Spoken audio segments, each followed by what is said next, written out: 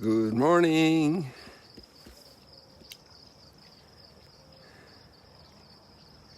In the last few weeks, many times the conversation turned to the Olympics. Personally, I saw very little, but a couple of the senior padres had a little more time and were following the games and could point out a highlight for us.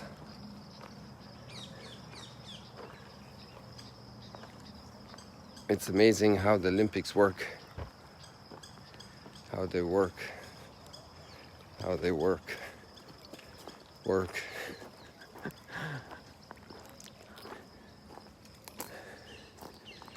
And so you have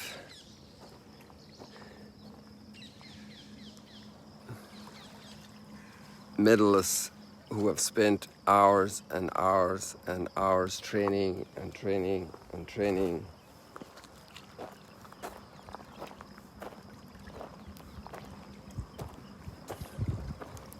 And it's part of it. Because there are also other factors, like the momentary condition, the weather conditions that were severe for some of the athletes, some of the heat.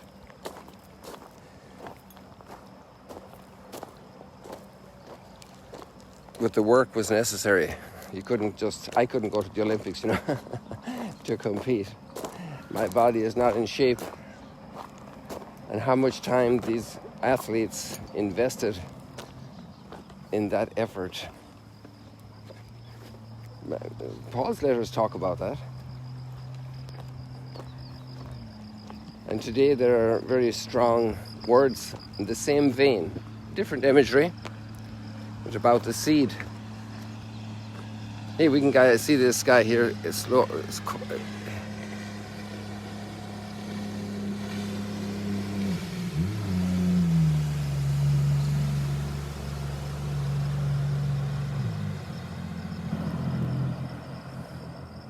Speeding in here.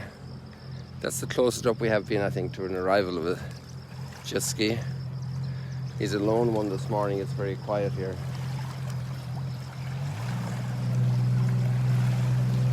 There he's waving for you.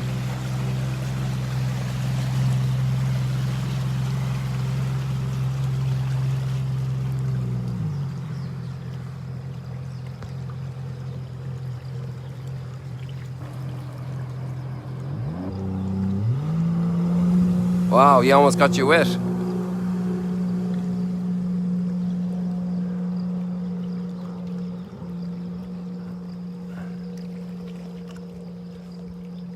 Before it was a horse and a cowboy riding wildly into the setting sun. And here we have a jet ski tearing across the lake at the rising sun.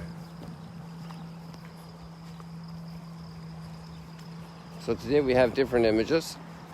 We have Paul telling us, if you sow generously, you will reap abundantly. If you sow sparingly, you can only reap sparingly. So when we were sowing the potatoes, it wouldn't be here on sand, but obviously on earth. And you'd put one potato, you'd put down a potato in front of your boot, right? And then you'd put the next foot here, you put down the next one in front of that. So they were spaced around a foot apart. But let's say you didn't have enough potatoes and you wanted to do the whole field, and you spaced them 2 feet apart or 3 feet apart. Okay, you might have sown the field, but you'd have sown it sparingly, and you couldn't expect the same abundant harvest. It's very simple logic. There's another expression nowadays that's used a lot: what you get, what you pay for. There's a proportion in life. And Scripture shows us that this proportion is carried over in many ways. Also the parable of the talents, the parables of how you work with gifts that you receive. Somebody could have great talent that's never developed.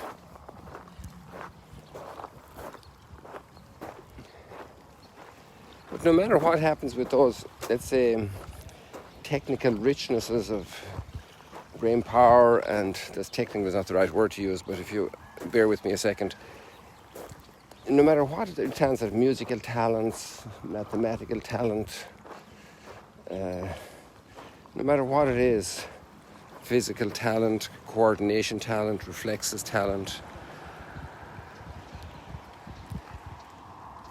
no matter what talents we have, that's really secondary.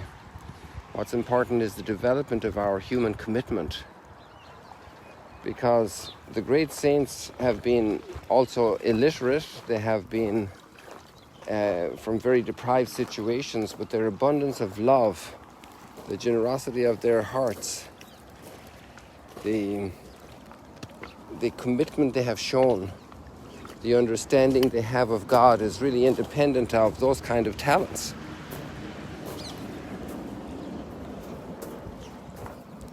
So then the word generosity is for everybody. It's like the widow's mite, that woman, and it's not M-I-G-H-T, it's M-I-T-E.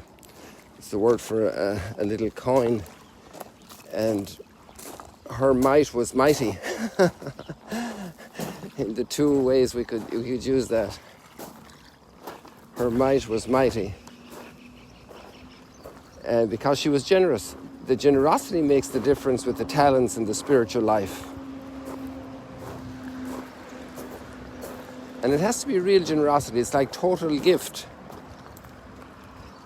Because Jesus speaks about the same image of the seed, but in a different way. When the seed is sown in the ground, it's lost to itself. He says it dies. Well, actually what happens, I'm not saying that Jesus was wrong, but it dies in the sense that after a year, the seed is not there, but all the fruit is.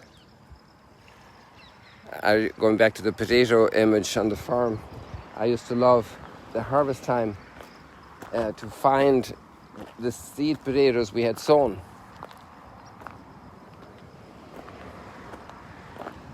Funny enough, we call them seed potatoes. A potato really isn't a seed, but we would put down the potato there to sow it, for it would sprout and shoot roots and develop. And when you go to harvest the potatoes, maybe you'll find 6 or 8 or 10 beautiful potatoes. And then sometimes, not always, but sometimes maybe one every 5 or 6 or 10 times, you'd find the skin of the potato you sowed. And it was usually black, and there was nothing left, just the skin, and it was a skinny skin. It was really, really thin.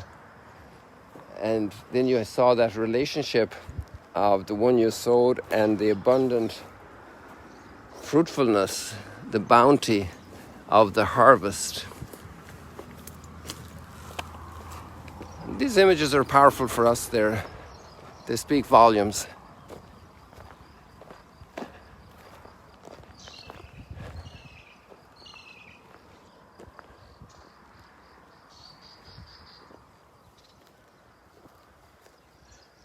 They speak volumes. Lord, give me the strength to be bountiful in the harvest, and not to hold on, to let my whole self be given for a child in need. That's what parents do. And no matter what their talents are, there might be engineers, there might be nuclear scientists, there might be farmers, there might be poor, there might be evicted peasants, tenants, there might be whatever. Deprived of their limbs in accidents. I was telling you exactly around this place. I remember a month ago or whatever, a number of weeks ago, about the man I had just read about, and he was born without any limb, just his head and his trunk of his body, and his parents gave him incredible encouragement. Imagine those parents, being confronted with that situation, that their little kid was like this. But they encouraged him to develop, and he was good at math. And he became an incredibly successful businessman, and he has started a bank to help life for everybody. Isn't that amazing? And it's a non-profit bank, can you imagine? Well, it's really not profit, it's going to work like a business, but its profits are going to be plowed into promotion of life. Isn't that amazing? and that effort the parents made with that entrusted person to their care, their son born without limbs. And they put so much effort, I'm sure, into that boy. And they had to overcome certain difficulties themselves psychologically in accepting the situation, I presume, appreciating the gift God had given them, entrusting them with that child. Sorry, I just try to get all those birds going out. They just flew up in front of my nose. There's white herons. They were over here in the water.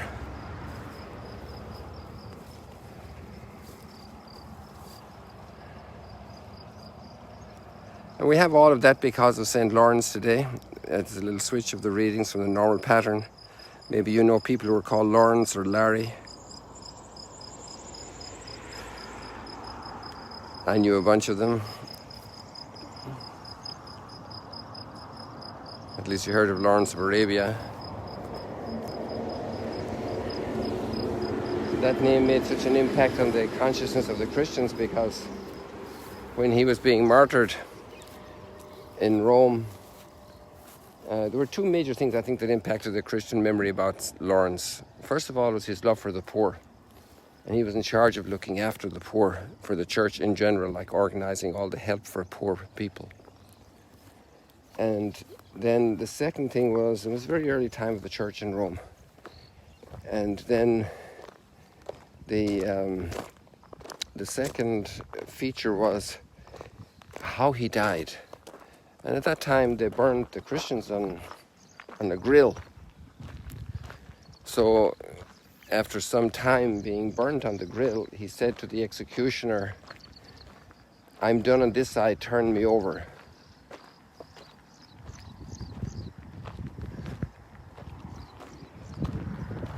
You know, what amazing self-giving.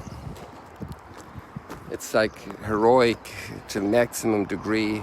It's like strength beyond all measure. The executioners and the powers that be who wanted to stamp out Christianity had that thought that they could do it and that they had all the power in their hands. And St. Lawrence's martyrdom really was a monument in Roman memory to the truth of love for the poor and of love for faith, so powerful.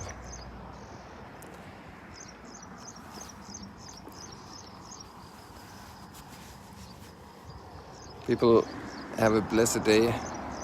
We're almost in the middle of August. Up here, just give you a little view around where we are.